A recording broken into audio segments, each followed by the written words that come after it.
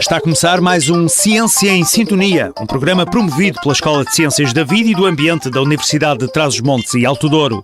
Apoio Ciência Viva e FEDER. Já a seguir, não perca o que podem os engenheiros de hoje aprender com os navegadores portugueses que dobraram o Cabo Bujador no século XV. De regresso à atualidade, é tempo para perguntar o que andam a fazer os engenheiros portugueses. Recolher e analisar elementos sobre a atividade profissional diária destes profissionais é o que pretende o projeto What Engineers Do. Esta recolha pretende contribuir para ajudar os educadores e formadores das escolas de engenharia a definir as competências que virão a ser necessárias para os futuros engenheiros. Para abordar este assunto, fomos ao encontro de Bill Williams, professor da Escola Superior de Tecnologia do Instituto Politécnico de Setúbal. Ele é um dos responsáveis pelo What Engineers Do. O projeto, com a duração de 3 anos, foi financiado pela Fundação para a Ciência e Tecnologia. A ideia de avançar para uma espécie de radiografia ao trabalho dos engenheiros em Portugal, conta o professor irlandês, teve como ponto de partida 3 livros. Um que saiu no fim dos anos 90, que é este aqui, Os Engenheiros em Portugal. Outro que saiu este ano em setembro, é editado por mim e 2 colegas, um de técnico em Lisboa, outro da University of Western Australia. O que é que eu vou falar tem a ver principalmente com o nosso livro, mas este aqui, da socióloga Maria de Lourdes Rodrigues, também é interessante na globalidade, digamos, da história. Acho que era o trabalho de doutoramento da professora Maria de Lourdes Rodrigues. E esse trabalho teve o apoio da Ordem dos Engenheiros. Conseguiram um inquérito com 10 mil engenheiros a responder e entrevistaram também 141 engenheiros. Portanto, foi um projeto, de facto, que conseguiu reunir bastante informação sobre a atualidade dos engenheiros aqui em Portugal nos anos 90. Só que quando Bill Williams iniciou em 2010 o projeto What Engineers Do, que em português significa literalmente o que os engenheiros fazem, não sabia ele da existência do livro de Maria de Lourdes Rodrigues. A razão é que já não se encontra à venda e, como saiu na língua portuguesa, nunca foi citado assim na literatura da área de estudos da engenharia. Era só mais tarde que eu encontrei o livro e foi bastante interessante porque o livro tem muita coisa, mas havia certas coisas que ela identificou nos anos 90, que nós agora, em 2012, 2013, identificamos também utilizando outra abordagem e não sabendo realmente do trabalho realizado pela socióloga que depois tornou-se Ministro da Educação. No estudo dela, a maioria dos engenheiros que responderam ou que eles entrevistaram disseram que normalmente trabalhavam em equipa. E também ela falou nos engenheiros, o mundo do engenheiro ser um mundo de interação e interdependência dos engenheiros e outras pessoas nas empresas, dos clientes, etc. Portanto, a questão, se calhar, podia ter a ver também com a visão de uma socióloga, não é? Que olha para a engenharia com outros olhos que um engenheiro ou pessoa que trabalha mais nessa área, se calhar, não tem. Este professor, que inicialmente trabalhou na área da química em países tão diferentes como a Irlanda, Inglaterra, Moçambique, Quénia e Eritreia, é hoje o responsável na área da comunicação técnica para a engenharia da Escola Superior de Tecnologia do Barreiro. Uma coisa que percebi, notei muito quando passei depois a entrevistar engenheiros em empresas, muitas vezes diziam, mas hoje em dia é quase que não faço nada de engenharia. O meu trabalho hoje em dia é gestão, ou tenho responsabilidade por este grupo, esta equipa, essas pessoas, mas a conclusão que depois eu tiro disso é que a engenharia é uma coisa muito mais ampla do que eu pensava no início e muitas pessoas pensam que a engenharia é uma coisa técnica, resolver coisas técnicas, resolver problemas e aplicar lógica e regras da ciência e fazer projeto. Bom, é tudo isso, mas é muito mais. O que nós tentamos fazer era ver qual é a componente, qual é a importância da comunicação dentro do trabalho dos engenheiros nas empresas. O que é que eu percebi, olhando para as entrevistas que nós fizemos e também a falar com os nossos colegas na Austrália que fizeram um trabalho semelhante, é que é tudo isso que você disse. Ou seja, é explicar aspectos técnicos para pessoas que vêm de outras áreas. Esta é uma parte.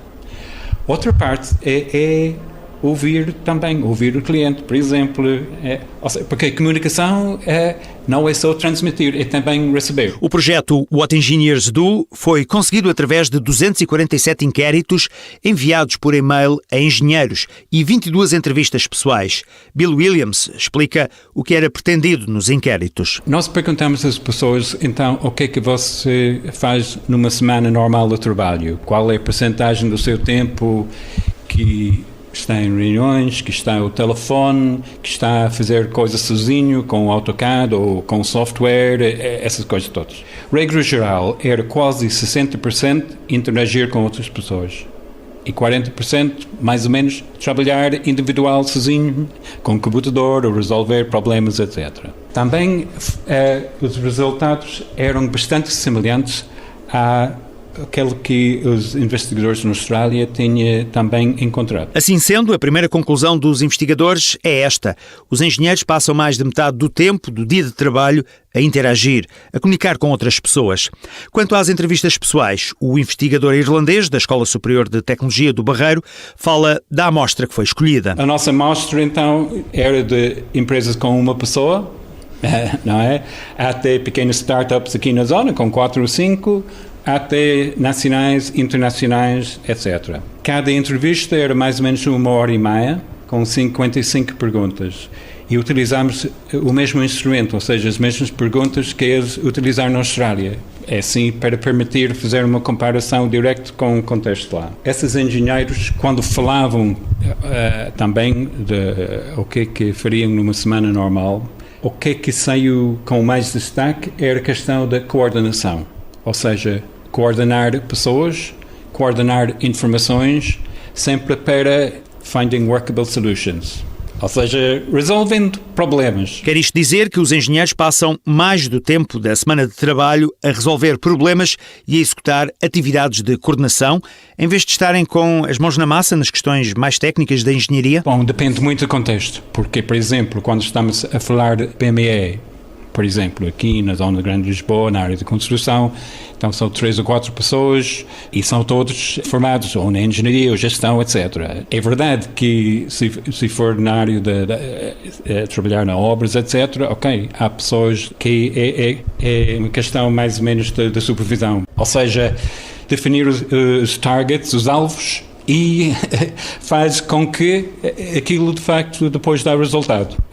Portanto, é coordenar trabalho, é coordenar dados e coordenar pessoas também e convencer pessoas. A recolha de informação sobre a atividade dos engenheiros está quase a chegar ao fim, mas depois há mais.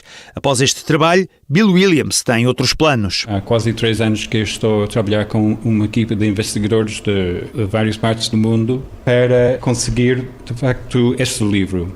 E assim temos capítulos de investigadores em escolas de referência nos Estados Unidos, como Purdue e Washington University, University of Western Australia, na Austrália, University College London, e também um colega de Coimbra. Portanto, são 3 instituições aqui no nível nacional e as outras são escolas de engenharia ou universidades bastante conceituadas ao nível internacional. Há coisas interessantes para tentar descobrir em termos do trabalho de engenheiro aqui em Portugal. Depois, fazendo isso, faria sentido também recolher dados de outras partes do mundo, porque quando eu comecei, eu não encontrei de facto, porque, como eu disse, continuo com essa ideia, que a maior parte das pessoas envolvidas com a engenharia pensam que é pacífico, toda a gente sabe o que é engenharia, portanto não vale a pena recolher dados. E decidimos que um livro podia ser um produto que podia ser interessante e aliciante para este grupo muito global, separado também em termos de disciplina e de interesse. O livro tem 11 capítulos e os contributos vêm de 7 países. Mas será que a publicação poderá contribuir para alterar os conteúdos programáticos das escolas de engenharia? O professor Bill acredita que sim. Eu penso que os nossos dados e os outros que se encontram no nosso livro podiam ser muito úteis nesse sentido. Se houver, digamos, uma perspectiva, uma visão para as escolas de engenharia mudar como que elas fazem as coisas. Mas no contexto atual e conjuntura que nós estamos agora, não é? O ensino superior já está numa situação aí de pouco difícil prever como que as coisas serão no futuro. Mas, claro, estou de acordo com aquilo que tinha dito. Curioso neste trabalho foi o facto do professor irlandês, que está em Portugal há mais de 20 anos, ter descoberto durante o estudo What Engineers Do que os navegadores portugueses da época dos descobrimentos eram autênticos engenheiros, com o domínio das técnicas em diversas áreas da navegação. O navegador tinha que dominar a tecnologia, mas também tinha que lidar com os marinheiros, com os como se chama? Embarcadores? O dono do barco, como se chama?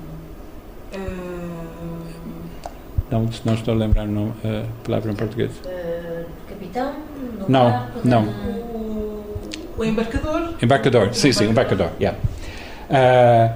E, portanto, e as forças de natureza, que eram extremamente, hostis na altura, claro, e depois o próprio design dos navios, e depois eram, claro, os reis, etc. Era comércio aqui na Europa, comércio na Ásia, etc. Portanto, o engenheiro, digamos, o navegador, que era o heterogeneous engineer, o engenheiro heterogêneo, tinha que lidar com sucesso com todos esses elementos. E durante quase 100 anos, os portugueses eram os únicos que conseguiram fazer, tecer e sobreviver dentro desta rede.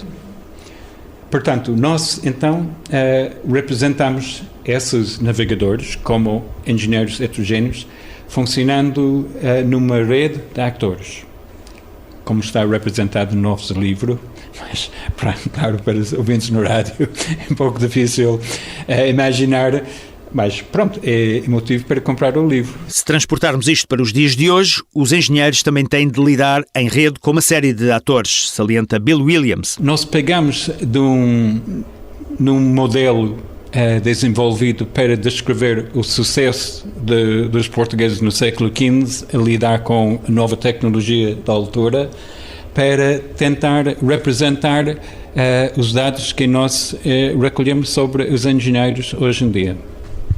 E pronto, a nossa esperança é que este trabalho seja útil e interessante para principalmente para quem está envolvido no ensino da engenharia aqui em Portugal e também para as pessoas que estão a sair dos cursos, ou seja, quem está a terminar ou recém-diplomado na área da engenharia, para tentar representar de uma forma mais fiel o que é o mundo do trabalho onde os engenheiros se encontram, digamos. Resumindo, afinal, o que fazem os engenheiros? A resposta é dada por alguém que se dedicou a este tema durante os últimos anos. Normalmente, perguntar, penso eu, qualquer pessoa, e mesmo a mim também, alguns anos atrás, o que é o trabalho de engenharia, eu diria, bom, é um trabalho altamente técnico. Claro que é. Mas o que eu diria agora é que é um trabalho sociotécnico. Ou seja, quem não domina a parte de lidar com pessoas, de convencer pessoas, de coordenar pessoas, coordenar informações para conseguir que as coisas estão feitas da melhor forma, dentro dos prazos, etc., dificilmente terá sucesso, não é? Porque é muito raro, hoje em dia, um engenheiro trabalhar sozinho. Os resultados desta investigação em torno dos novos desafios que se colocam aos engenheiros já estão pormenorizados em livro. O mundo está cada vez mais globalizado, com enorme desenvolvimento científico e tecnológico, e obriga os engenheiros a serem cada vez mais multifacetados nas competências que vão adquirindo. É esta a conclusão do estudo What Engineers Do, coordenado por Bill Williams, docente da Escola Superior de Tecnologia do Instituto Politécnico de Setúbal. Fica por aqui este Ciência em Sintonia. Este é um programa promovido pela Escola de Ciências da Vida e do Ambiente da Universidade de Trás-os-Montes e Alto Douro. Apoio Ciência Viva, Agência Nacional para a Cultura Científica e Tecnológica. Produção PGM, projetos de rádio e televisão. Pode contactar-nos através de e-mail para pgm@pgm.pt e em qualquer momento pode ouvir esta e outras emissões na página de rádio do site www.pgm.pt.